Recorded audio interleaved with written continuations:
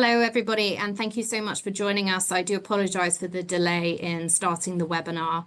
We had a few technical difficulties, but I'm so pleased you could join us as we mark a major milestone for the Brown Advisory Large Cap Sustainable Value Strategy. My name is Emma Jukes, Sales Director with the group, and I'm joined by Mike Poggi, Portfolio Manager, who's managed the portfolio since inception, and also Cam Mathis. Cam has a deep sectorial expertise within the financial space, which has been a key allocation for the strategy since launch. Over the past 3 years, we've had to navigate different market environments, including periods of heightened volatility, as we've seen this year. And through it all, the investment philosophy of the strategy has remained steadfast, which is rooted in a valuation framework, which is disciplined, but also a deep research process, which is intensive. And we think this has led us to opportunities which are long-term in companies which are both undervalued and also high quality. And we look forward to digging into all of those aspects in today's webinar. A couple of housekeeping points. We'll hope to keep our initial comments to sort of 30 to 35 minutes, and then we will open for Q&A.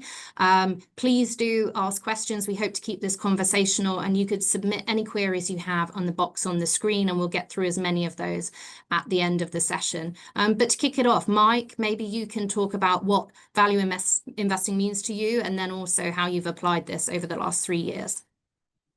Thank you, Emma, and thank you all for joining us this morning. So there's certainly a lot of definitions of value out there. So, how do we define it here at Brown Advisory? Well, as Emma mentioned, this is a relatively new strategy. We just hit our 3-year milestone. We've been using the same value philosophy here at the firm for 15 plus years. This triangle you see here, the navy blue boxes, the 3 pillars of value, as we refer to them, have stayed the same for a long period of time for us and have served us well. So the 3 things we're looking for in terms of when we define value are number 1, free cash flow, number 2, capital discipline, and number 3, valuation.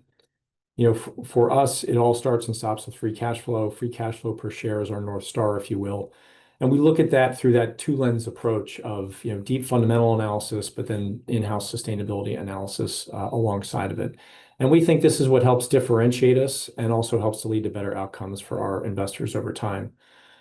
From a fundamental standpoint, when we talk about durable fundamentals, what we're looking for are proven business models that can withstand different economic cycles. We like businesses that are self-funding at the top of an economic cycle, but also at the bottom of an economic cycle. And so naturally, we tend to avoid very capital-intensive business models. And that capital intensity really comes in 2 forms. That comes in the form of pure CapEx. Think about oil and gas type business models, but it also be capital intensity from a capital market standpoint. So areas like regulated utilities or parts of the REIT industry where those business models are dependent on the regular occurrence of debt and equity issuance to fund their business models going forward. We think that is, that's a tough business model, and so it's a high hurdle for us. One of the things that we track and we look for with our companies is, we're looking for businesses with really high free cash flow conversion. So, how many pennies of every EBITDA dollar, converts to free cash flow? Always trying to, improve the quality of the portfolio over time. Secondly, you hear us talk about a sustainable cash flow advantage. What we're looking for there are, companies that are leveraging best-in-class sustainable business practices to enhance what we think is an already attractive free cash flow stream. What we're looking for here when we talk about a sustainable cash flow advantage are, companies that are leveraging sustainability to either enhance the duration or lower the volatility of that free cash flow over time. Because as you all well know, the market tends to reward, consistency over time. And through that, we use our 3P investment filter, which we'll get into on the next slide in a second, to sort of analyze that. So in the last 2 pillars, in terms of our value definition, going to capital discipline, it really comes down to capital allocation and capital structure. Why do we think about our companies in this lens? Well, we are owners of these businesses, but we're not control shareholders. We get paid last here as being equity holders. And so we want companies and management teams that maintain prudent capital structures. We place a lot of value on, for lack of a better word, financial flexibility. And so this naturally keeps us away from very highly leveraged companies.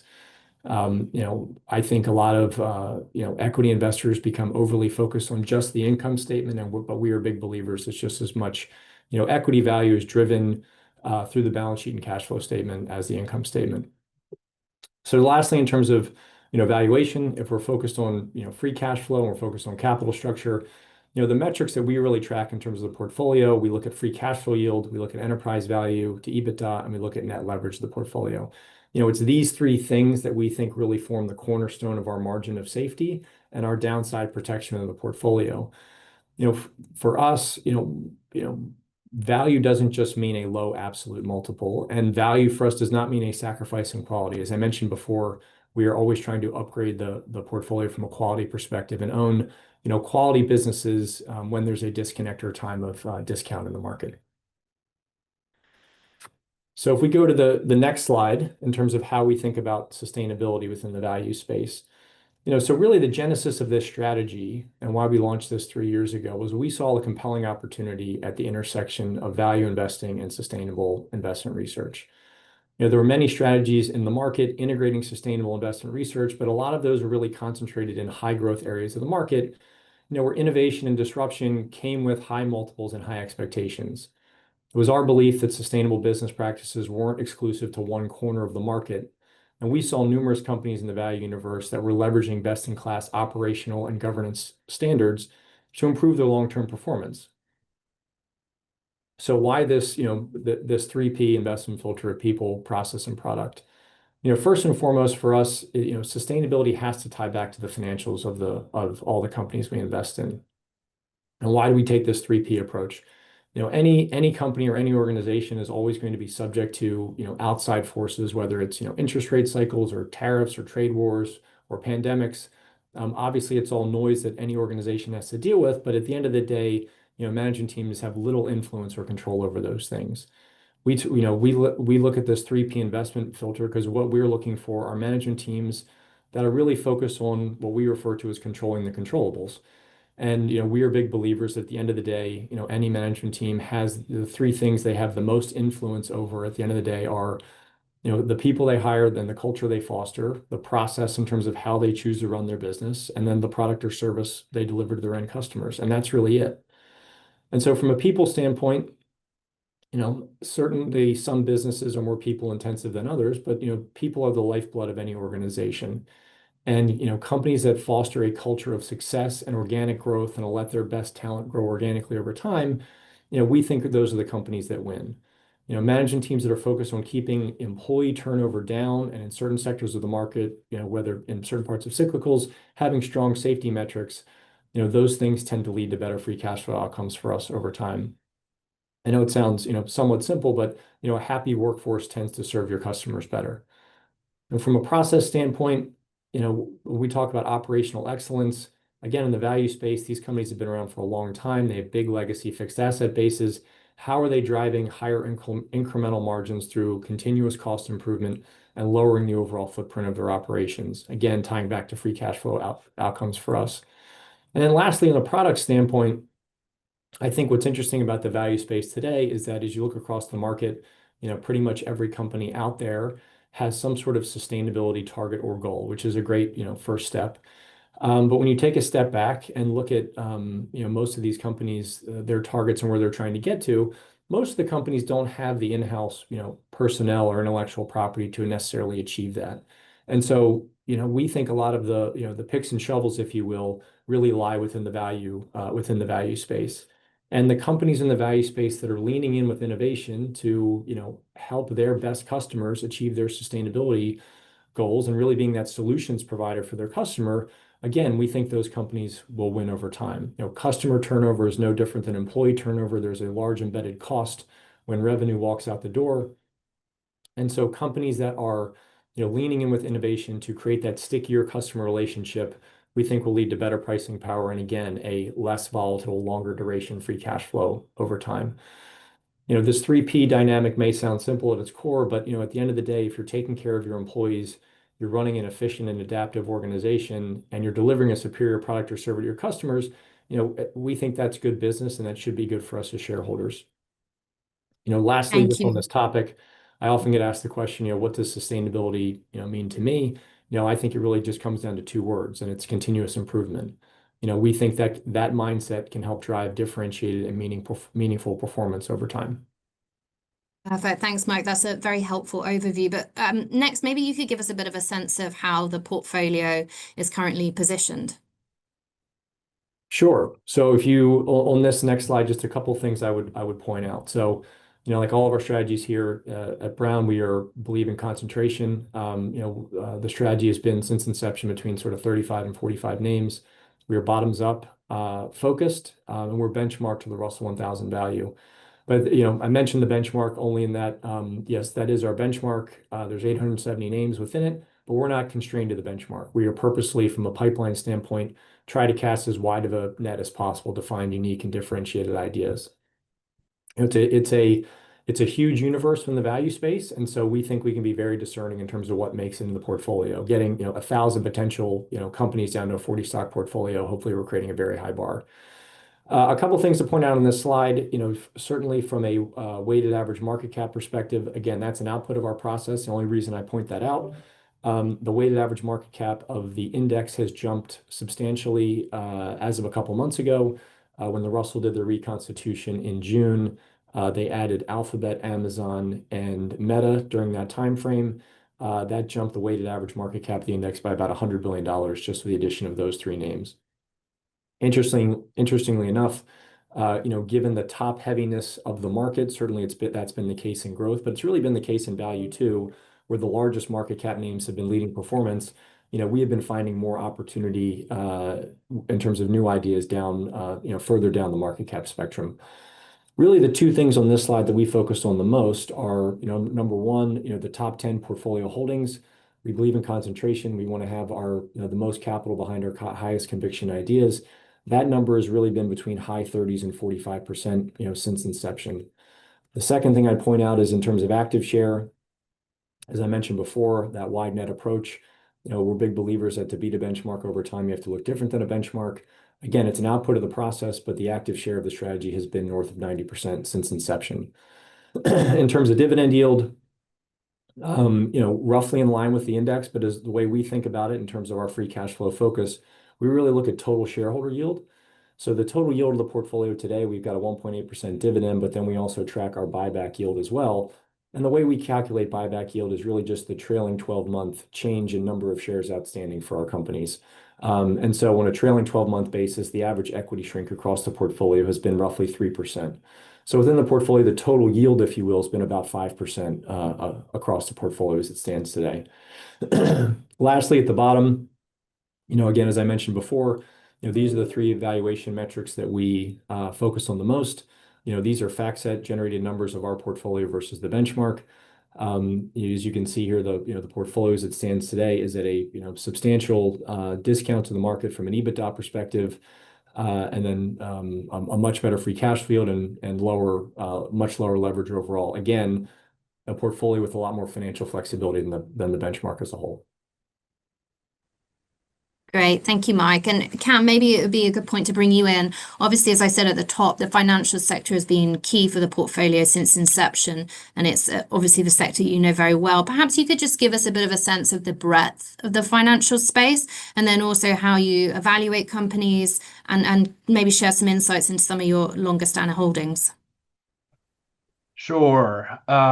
So once again, thank you so much for your time, everyone. I am the sort of lead financial services analyst for large cap sustainable value, and I cover, search for, and monitor companies across all five subsectors.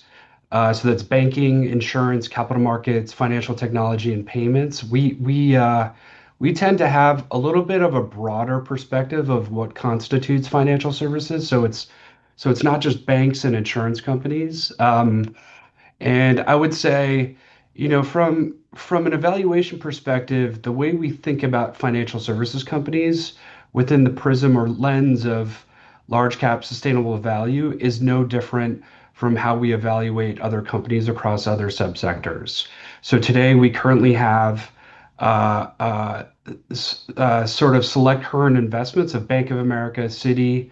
We have AIG, we have Equitable, Willis Towers Watson, KKR, and then FIS. And so it might be helpful to go through a case study. If we go to the next slide, I think we can discuss KKR. And I think it's also worth noting that from an idea sourcing perspective, due diligence, three pillars analysis perspective, and then eventual ready to buy setting, um, this process is a collective effort between Mike Poggi, Michael Ayer, then myself across the financial services team with a focus on sort of including different perspectives across this process so that we don't miss anything and we have a full spectrum analysis of the company. So, a clear example of that is all three of us sort of attended the investor day this past year in 2024, and we came away with our different notes. We had different perspectives, and that ultimately helped us sort of form the opinion on sort of a number of different pieces of the company. Now, what I will say is if we go to KKR as a company, this is a company that we've known for a very long period of time. My knowledge of the company actually predates my time here at Brown Advisory with my past company at Evercore. And we've owned KKR across the platform within different strategies at Brown since 2018 when I first joined. Um, and if we think about KKR from a three pillars analysis, and this is where I'll start, and then I'll leave the thesis overview to Mike. The first piece of the three pillars analysis is the sustainable cash flow sort of advantage. And that is what is delivering free cash flow with a sustainable advantage across the company. And there are two key pieces of this for KKR. The first is ownership works, and then the second is the earnings free cash flow mix that we believe is going to continue over time. So what KKR has done, which is fairly unique, and this is different from what your grandfather might think is sort of a private equity company, is they have introduced this employee sort of ownership process across their portfolio companies. And this started within the private equity portfolio, and this has started to diversify across the broader franchise. And what they've done is they have introduced this employee ownership model for all employees across companies. And so that starts with the senior management, but also flows down throughout the entire sort of organization. And over time, what they have done is they've created $20 billion of wealth across these employees across the franchise. And what they've also done is provided some financial literacy sort of courses across this franchise so that people know how to sort of appreciate the ownership, but also invest sort of over time to maintain that wealth building. And then the second piece is the earnings mix shift that we believe is going to happen over time. So these companies historically, when they first became public, had fairly cyclical sort of earnings that contributed to the growth of the franchise. And KKR over time has started to diversify their free cash flow into more recurring revenue like businesses. And over time, what we've seen is they've shifted to more perpetual capital vehicles. They've made acquisitions in recurring revenue businesses such as Global Atlantic and some other real estate platforms. And then in addition to that, what they've done is built out a strategic holding subsegment, which I'll get to in 1 second. So big picture, there's an ownership works franchise that they're building and they're diversifying across their franchise. And then we see this earnings free cash flow mix shift that's moving to more recurring revenue, which over time we believe could potentially lead to a higher valuation multiple. Now, if we move to cap allocation, the philosophy is fairly clear, and this is something that, based on our due diligence and conversations with the company, um, has been fairly consistent over time. And we believe that they've done things to uh, uh, uh, sort of reinforce the fact that they have a fairly disciplined approach to cap allocation. The first is dividend growth. They introduced a dividend um, sort of a number of years past, and they're very much committed to growing that dividend over time. They also have some modest share dilution over time, but they expect to repurchase shares to offset that dilution. And then the last piece is building cash and capital to invest strategically over time to grow the franchise with a fairly sort of diligent mid-teens or mid-double digits return profile. And over time, from our analysis, we believe that they have successfully executed on that basis. So we previously sort of pointed to Global Atlantic, which is an insurance company that they've grown and built sort of over time post the acquisition of that business. And then second piece is, which we're very excited about, is the growth of the strategic holding subsegment. So this is a business that was fairly opportunistic at the outset, and what they believed was to eat more of their own cooking and to invest more in their own funds that they provided their LPs with. And what they had determined was, why not start to own more of those companies that they believe are great investments over time and can compound their capital in sort of a Berkshire Hathaway-like or esque fashion. And this subsegment has grown from virtually nothing to what we believe could be a multi-billion-dollar opportunity in the future. And so we believe that the mid double digits return threshold that they have has been successfully executed, but we will still hold them to that sort of return threshold going forward. And we're very keen to sort of evaluate what potential acquisitions could do. And that is something that obviously, could introduce some risk to the franchise if they don't successfully sort of integrate and grow the business over time. But we believe they've done a great job so far on that basis. Now, the final piece from a three pillars analysis is the valuation work that we do. So at the time of the investment, we believe KKR possessed a fairly attractive total return profile with a margin of safety, and especially within the context of financial services, we believed it was fairly unique. And so we had projected a high teens rate sort of earnings or free cash flow growth profile for the next 3 to 5 years, which is our sort of investment time horizon. And then in addition to that, sort of as I stated before, we view this earnings free cash flow mix shift as an opportunity for potential valuation expansion. And the last piece is, from a numbers perspective, the price to next 12 months ratio, which is, a fairly sort of superficial way of evaluating a business, but a free cash flow yield was, sort of over 11%, which is what we primarily focus on. And this was attractive on an absolute basis, but also a relative basis to other companies within the subsector. So if you move to the next slide, I think we can sort of illustrate the sort of absolute and relative valuation. So if you start off with the top sort of chart here, what you have is the price history. But then if you move to the bottom chart, you have the free cash flow and EPS, sort of absolute number, but then the valuation. So at the time of launch in 2022, the next 12 months sort of EPS was about $4, and today that's about $5. And so that has sort of appreciated 31% over the course of 3 years. And then if you look at the price to next 12 months, that was sort of right around 11 times, and now that's expanded to about 22 times. And so we have sort of over the life of the investment experienced some substantial growth in the earnings free cash flow. And then in addition to that, some of that valuation expansion that we talked about. And so I think, at this point, I can leave it to Mike to summarize the thesis, but I think this is a great example of sort of a company falling within the framework that we evaluate companies within. And so with that, I'll pass it to Mike to sort of conclude and speak to the overarching thesis. Yeah, thanks, Kim. And you did a great job summarizing this, but I'd say a couple of things. First off, credit to Cam and the team in terms of the work they've done on this thing, the time they spent with the management team, certainly getting me up to speed, 3 or 4 years ago before we launched the strategy. But I think this is a perfect example in the fact that, what was I talked about before, we're always trying to upgrade the portfolio from a quality perspective. And, coming out of,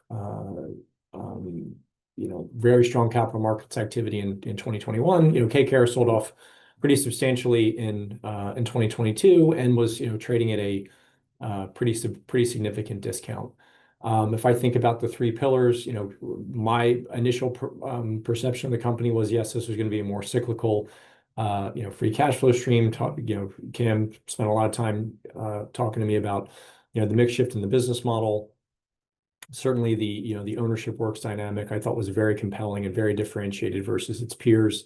But the change in business model in terms of the strategic holdings in terms of providing a less cyclical free cash flow stream going forward, and as the business evolves into other channels as well, we think that should only be less volatile going forward. Secondly, from a capital allocation standpoint, we like the balance, capital allocation, framework. They're not sort of tied down to one thing. The history of dividends, history of buybacks, certainly the strategic holdings dynamic. But again, we like the fact that the management team here and the employee base owns a significant chunk of the stock, and so they are aligned with us as shareholders. And then lastly, from a valuation standpoint, Cam hit the nail on the head. I mean, we view this as a very unique franchise in financial services. And at that time, we didn't know certainly when the cycle may turn. But to Cam's credit, we was sort of making the argument that we were closer to a trough on trough here, sort of trough multiple on troughish earnings. Not sure when it was going to turn, but to be able to buy a franchise of this quality at a bank-like multiple, we thought was highly compelling. And again, to reiterate the point, we're trying to upgrade the portfolio from quality standpoint on time, be disciplined on price, but hopefully if we buy quality at the right price, we can let that compound over time. And I think this is a great example. Thanks, Mark. That's super helpful, and Cam, for that and all the detail you provided. I mean, maybe we can kind of zoom out now. Obviously, this is a fundamentally driven strategy, but it'd be great to hear, Mike, your thoughts on a couple of other sectors where you have notable exposure. Sure. So if you move to the next slide, so this is just the portfolio from a sector diversification standpoint. And a couple of things to point out here. First and foremost, we don't have any constraints or limits in terms of sector allocation, in terms of overweights or underweights. We're certainly benchmark aware, but we have no limits in terms of how overweight or underweight we can be a sector. This current view obviously is a outlook of the bottoms-up process, but as it stands now, I think we've got a pretty strong balance across different economic sectors currently. I'd say the two things that sort of jump out here on the page the most are, number one, we are pretty significantly underweight the consumer currently. We're just having a hard time finding new ideas there. Certainly, the U.S. consumers absorbed a lot of inflation. A lot of businesses within consumer discretionary are absorbing a lot of inflation as well. And then within consumer staples, it's an area that we've been really underweight since inception. And part of that was the high starting point of multiples back in 2022. But what we struggled with is really the combination of high multiples within the space, decent amount of leverage, not very high free cash flow yields, and a lack of growth. So we've remained underweight there. The other thing that really jumps out on this page is certainly healthcare. So we are, significantly overweight healthcare as the portfolio stands today. And that's for a couple of reasons. If you were to, go back 12, 18 months ago in time, the weighting within the index was certainly much higher. And that has come down really for two reasons. One, the absolute underperformance of the sector relative to the market. And then two, post the Russell reconstitution in June, there were some big weights that came out as well. So as the healthcare weighting has come down, our weighting within our portfolio has actually gone up. And really the driver of that has been, the underperformance of healthcare the last 3 years. And what we're finding now within the space are some really high quality businesses that are on sale that honestly would not have been on our radar, 2+ years ago. Year to date, we bought two names within the healthcare space, Icon and Hologic. I won't get into the details of each of them, but both of them at time of purchase were trading, at or around 10-year, valuation lows. And these are incredibly high free cash flow conversion businesses. In both cases, each company converts over 70 cents of every dollar of EBITDA into free cash flow. So certainly we've been leaning into that, and we're still have a very active pipeline within healthcare currently. The only other thing I'd point out here, we certainly get the question a lot on tariffs, and especially as it relates to consumers. That's sort of a weight, a reflection of that. We're bottoms up. That's not the main reason for the underweight. Thankfully, we don't have any major direct, tariff exposure. As I mentioned before, we tend to gravitate to businesses that have or have demonstrated strong pricing power over time. And so, within our industrials portfolio, we've certainly been very pleased with some of our companies and their ability to pass tariff increases through to their end customers, whether it's a Pentair or a Trane. One name that does jump out in terms of the tariff and reshoring dynamic is within technology, Flex, which for those of you that have been around for a long time, used to be the old Flextronics, is a contract manufacturer. And their business is benefiting enormously from the deglobalization theme, if you will. They're a contract manufacturer with square footage all over the globe. They have a huge presence in North America, and because of the current geopolitical headwinds, if you will, they have seen an enormous amount of inbound calls in terms of companies looking to leverage them in terms of reshoring their supply chains to the U.S. And they've been a net beneficiary to that theme overall. Great. Thanks, Mike. You mentioned a couple of new healthcare names there, but it would also be great to touch on Smurfit. It was a new entrance to the portfolio this year. It'd be great to hear your thoughts on the company and also the forward-looking opportunity with the name. Sure. So yeah, in this third quarter, we initiate a new position in Smurfit Westrock, which is in the material space. I think that's also interesting when you look at the sector diversification in terms of how this ebbs and flows. We launched the strategy 3 years ago. We had 0% weighting to materials overall, and now the portfolio is 7.5%. That is really between CRH, which is our largest position, and Smurfit. But again, it's a flexible approach. I think as a value investor, you sort of have to go with what the market gives you. But at a high level, in terms of our thesis with Smurfit, we have always tended to gravitate towards corporate transformations, business simplifications, if you will, and we think Smurfit fits the bill here. So Smurfit, really quickly, is one of the world's largest packaging companies with $30 billion in revenues, as a leading position in containerboard in the U.S. They're the number 2 player, and within Europe, they're the number 1 player. This business was formed through the merger of Smurfit Kappa and Westrock. The deal was announced in 2023 and closed in July of 2024.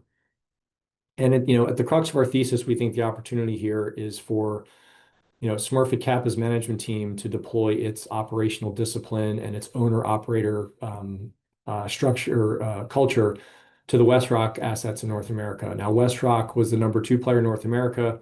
It had been built up through sort of a series of acquisitions over 10+ years, and the business had just underperformed. Underperformed expectations, just never really delivered the synergies that investors expected. And we think that Smurfit has the playbook to improve those operations over time. And we think there's a significant amount of self-help within the North American assets to improve margins, and then that flow through to free cash flow conversion over time. Sort of the second leg of our thesis here is really that Smurfit is going through a corporate transformation, but we also believe that the North American containerboard market is also going through a transformation of its own. And what do I mean by that? So the number 1 player in the North American market is International Paper. They just got a new management team not too long ago as well. The CEO has a long industrial background, great operator, and there's sort of this newfound industry discipline of focusing on selling value as opposed to volume. And this is leading to just overall more discipline within the industry. So, year to date, in terms of that discipline, we have seen the industry announce a number of mill closures amounting to about 9% of total capacity has been shut down this year. To put that in perspective, that's almost double the amount that the industry saw coming out of the great financial crisis in 2009, 2010. So with that capacity coming out, the market is tightening very quickly. And so it's our belief that that sets up for potentially a improved pricing environment into 2026. Lastly, from a North American market perspective, we have seen continued consolidation among the top 5 players. The top 5 players are now over 75% of the North American market, and there's little new capacity coming on. And so we believe that combination of sort of the new industry philosophy of sort of value over volume and little incremental capacity coming on, if anything, a net reduction in capacity, sets us up well for improved industry returns and improved returns for Smurfit over time. From a sustainability standpoint with Smurfit, I mean, it's really at the core of what they do. 90% of their product is product set is recyclable with a growing share of compostable material as well. It's packaging innovation is at the heart of that, plastics to paper transition, which really helps their customers meet their sustainability goals by reducing weight within transport and improving their recyclability metrics as well. So we really like the transformation story here. We think there's a potential for a real acceleration in free cash flow, as well as capital discipline. We really like the fact that Smurfit Kappa in Europe before the merger really ran with not a lot of leverage. We expect outside of the dividend that the company pays, the excess cash flow to go to debt pay down over time. So lastly, from a valuation perspective, then I'll stop. We thought the valuation here is very compelling. At our time of purchase, the stock was trading under 7.5 times EBITDA and almost an 8% free cash flow yield. And the current dividend yield of almost 4% is roughly double the portfolio average. Great. Thanks, Mike. Just a reminder, if anyone's got any questions, please do submit via the Q&A button. We'll turn to Q&A shortly, but a couple more questions from myself. Mike, I wondered if you could just give us a kind of a quick overview for the case for value investing in the current market environment. Well, as a value investor, I'm always making the case for value, but I think this current environment is certainly interesting. I mean, there's always going to be a spread between the valuations of the growth parts of the market and the value, but certainly today we're at very wide spreads overall. And I think it's that narrow focus in the market and the top heaviness of the market that is creating opportunities elsewhere. Certainly, it's gone on for a long period of time. I'm not going to be the one to make the call of when that turns. But our belief is always that the more a larger group of investors continue to focus on a narrower set of the overall market, that's only going to open up inefficiencies in other parts. And maybe healthcare is it fits that bill today. We think there's an enormous amount of apathy towards the healthcare space currently. The other thing I would say, it's easy to look at the S&P 500 with at or near all-time highs and say it's expensive. And maybe it is from a overall market standpoint, but we've certainly been pleased that the free cash flow yields we're still seeing in the rest of the market. We've been able to consistently recycle lower free cash flow yields in the portfolio into higher free cash flow yields over time and maintain that ballast across the portfolio. I mentioned Hologic and Icon, in a market at all-time highs, finding names that are at 10-year lows from a valuation perspective, that's compelling for us. And so, lastly, sort of tying that together, we believe, entry price matters.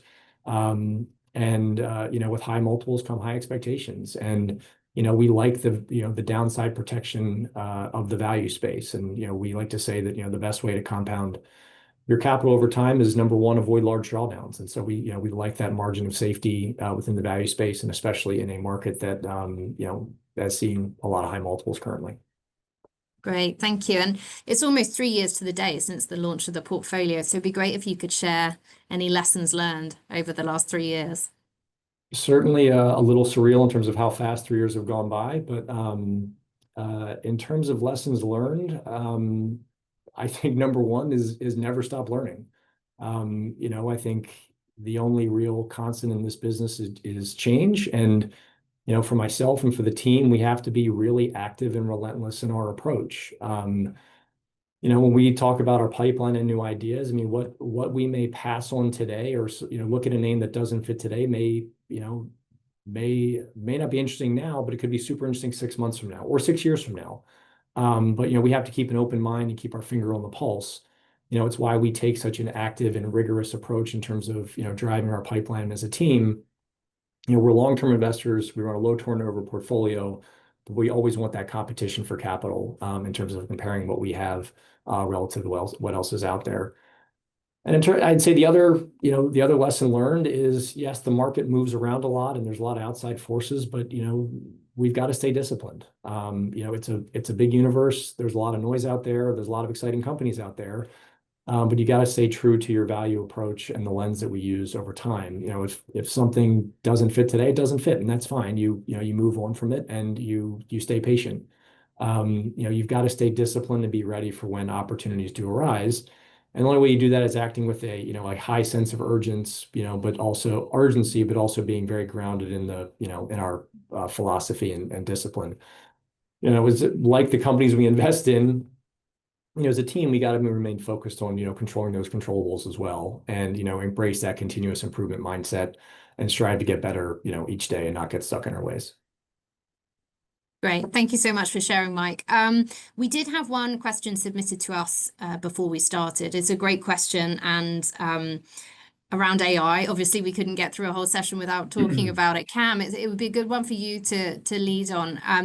We've been asked, what are the best examples of financial firms utilizing AI to increase efficiency? And should we expect short-term dips in profitability during that capital investment phase? Yeah, I'm not surprised we received a question about AI. What I would say is there's been across different subsectors within financial services, some dichotomy or some expectation that there will be some companies that are AI winners over time, and then some that are sort of AI losers over time. There are a few different companies that we have started to do work on that have been perceived as an AI loser. We just haven't fully gotten there. But what I would say from a high level philosophically, I think that there are some subsectors within financial services where companies sort of at the top end have substantial scale advantages, and some companies that have been investing in technology for the better part of 10 years. So take the banking space. We own both Bank of America and Citi.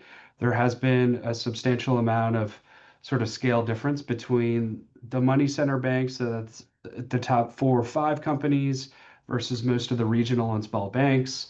And take Bank of America as an example. They have invested $10 billion sort of annually in technology for the better part of at least 5 years. And in 2024, that number was 12 to 13 billion. And over time, what their strategy has been is lower the cost of quote unquote run the bank sort of costs, and then expand what they can do from a growth perspective or build the bank. And so that number has increased over time. What I would say is their spending spans everything from core infrastructure to cybersecurity, digital banking, and then at the sort of tail end, you have the AI and machine learning aspect of what they want to do. And Bank of America is at the forefront of technology within the financial services ecosystem. And they're having their first investor day in close to, I think, 15 to 20 years next week, which we will be attending. And we fully expect, just given the market environment, for the company to spend a good amount of time on technology and how important that is for the company going forward. What you've also seen across the banking space is a pickup in M&A. And most often cited for the reason for that M&A is the ability to build scale so that they can invest in technology to compete. And at the moment, most of these companies are fast followers. They're not at the forefront of leading on the tech side of things. And so this dynamic is one that we've seen across financial services broadly. Now, what you could argue is over time, is this could sort of democratize the industry as some of these players really start to advance their sort of integration of technology. And if the cost to serve decreases over time, it could provide some benefits to the regional and small players. But at the moment, we view the largest companies as probably the most well-positioned to capitalize on technological advancements within financial services, which is why we like Bank of America. Citi has some aspects of that as well. And if you look at some of the other companies now, the second one that we would point out is AIG. Mike and I attended their investor day this March. And fascinatingly, they had Alex Karp from Palantir and Dario from Anthropic at their investor day presenting and discussing how they're going to further integrate technology to advance growth and their underwriting processes across the company, which ultimately could result in a large growth opportunity over time. So we like the way that we're positioned. We think that there are scale advantages within this industry to invest in technology. And over time, we expect this to be, to answer your last question, Emma, to be the opportunity for them to reduce expenses and then ultimately potentially grow as well. Great, that's super useful. I'm conscious of time, but maybe we can just finish on one last question. Mike, maybe one for you. The energy piece, I guess it's not necessarily an allocation you would expect to see in a portfolio that has a high hurdle for sustainability and some of the other kind of high quality metrics you mentioned early on. Maybe you could just give us some thoughts around the companies you own here. Sure. So happy to. Energy is certainly a sector we get questions on a lot. certainly relevant to, any value strategy, but that's certainly been a tough place the last, 2 years or so. And what's interesting about energy is you think about the space in the universe. I mean, roughly, 85% or so of the, combined market cap within energy space is really that traditional E&P, exploration and production, business model that I mentioned before. Us trying to really shying away from very capital intensive businesses, that's a very tough business model for us from just purely from a fundamental perspective alone. At the end of the day, you're a capital intensive price taker. That's a tough model in terms of stability of free cash flow for us. So, where have we found opportunity within the energy space? So the two names that we own are SLB and Weatherford, both in the oilfield services sector. Why do we like services versus the E&P model? Again, in the case of SLB, SLB was certainly very free cash flow positive at the top of the cycle in 2014, but also when oil went negative in 2020, they were also still free cash flow positive, which, a lot of the E&P counterparts were not. We like the stability of cash flow there. We like the higher free cash flow conversion, the lack of capital intensity, and then their scale advantages versus peers. I mean, they're the dominant, global player there. And in the case of Weatherford, certainly a little bit of a checkered past, but we like the new team that has come on to Weatherford and sort of turn this business around. Why do we think they're compelling now? I mean, again, going back to free cash flow yields and EV/EBITDA and valuation. I mean, both names are trading at single-digit EV/EBITDA multiples, high single-digit, if not double-digit free cash flow yields, and both have a commitment to returning the majority of that free cash flow back to shareholders through dividends and buybacks. So some of the higher total shareholder yields within the portfolio as a whole. And both are doing very, unique and interesting things from a sustainability standpoint. I mean, I'll touch on SLB. Within their and we saw this past quarter, they reported last Friday. They are now breaking out their digital operations as a separate segment. And, we talk about a sustainable cash flow advantage. SLB's digital business is really at the heart of, solving their customers' needs in terms of improving drilling efficiency and getting their emissions profile down. And what's interesting about the digital business is, a lot of it is software based. And so these are 3- and 5-year software like, contracts, very high margin, very fast growth. So in terms of the accretion to the overall P&L, it's enormous. Faster growing, higher free cash flow conversion, again, dampening that volatility of the free cash flow and providing more visibility on the future. And it's a big business for them. I mean, it's a $3 billion run rate today. It's only going to get bigger over time. It's a very differentiated versus their peers. That's where we're finding opportunity today. Great. That's very useful. Thanks so much, Mike. And thanks, Cam, for your time as well, and everybody for dialing in. We really appreciate the time you've given us. If you've got any more queries or feedback, please do pass it on to your Brown Advisory contact, and have a fantastic rest of your day.